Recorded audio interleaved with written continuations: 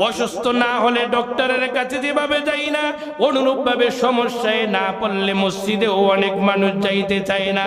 আল্লাহ বলে, ওরে বান্দা, এজন্যই তোমাকে আমি 100% সুখ দেই নাই রে বান্দা।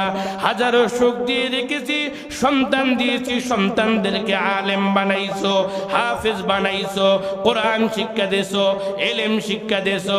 ও বান্দা, এর মাঝখানেও পুরো পরিবারের সবাই তোমার কথা শুনে, সবাই তোমাকে মানে, এরপরেও আমি তোমাকে এক সাইডে একটু গ্যাপ রেখে দিয়েছি। কেন গ্যাপ রাখছি জানো? এজন্যই, তার কারণে তুমি আমি মালিকের কথা স্মরণ করে নাও। ও বান্দা, আমি তোমাকে পরীক্ষা করব, পরীক্ষার মধ্যে যখন তুমি দাঁড়াবা, তুমি উজিবু দাওয়াতাদ দা ওয়া ইযা সালাকা ইবাদি আন্নি। ও বান্দা, পরীক্ষায় সম্মুখীন হয়ে যাবা, আমি মালিককে তুমি শুধু তালাশ করবা, তালাশ করবা, আমার রব কোথায়, আমার রব কোথায়। ওরে বান্দা, শুধু তোমাদেরকেই পরীক্ষা করছি এমন নয়, তোমরাই শুধু সমস্যায় পড়ছো এমন নয়।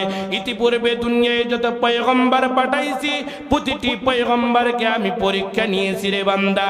শুধু বান্দার পরীক্ষা নিয়েছি এমন নয়, মাদের পরীক্ষা আমি নিয়েছি, বোনদের পরীক্ষা আমি নিয়েছি। আমি ফেরাউনের যেরকম পরীক্ষা নিয়েছি, ফেরাউনের মাথাটা ছিল মোটা, এজন্য সে জাহান্নামে গিয়েছে। আবার ফেরাউনের ঘরে আসিয়া ছিল, ওই আসিয়ার পরীক্ষা নিলাম, মাথাটা ছিল পাতলা, সে জান্নাতি হয়ে গেল। ওরে দুনিয়ার যুবক, ফেরাউনকে আল্লাহ কাফের বানাইলো, কাফের বানাইলো। ফেরাউনের ঘরের মধ্যে আল্লাহ জান্নাতি একটা স্ত্রী দান করলো, নামি মানুষের সঙ্গে থাকে। ফেরাউন একদিন হঠাৎ করে আসিয়ার কাছে সংবাদ দিয়ে দিল, ওয়াইদা সালাকা ইবাদি আন্নি ফাইন্নি করিব। কেমনে হয়ে যায় একটু মন দিয়ে বুঝতে হবে।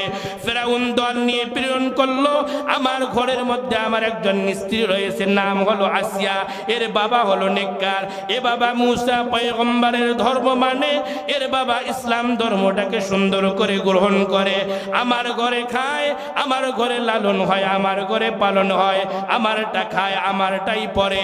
দুনিয়ার সবাই আমাকে আল্লাহ মানে, আমার ঘরের স্ত্রী আমাকে আল্লাহ মানে না।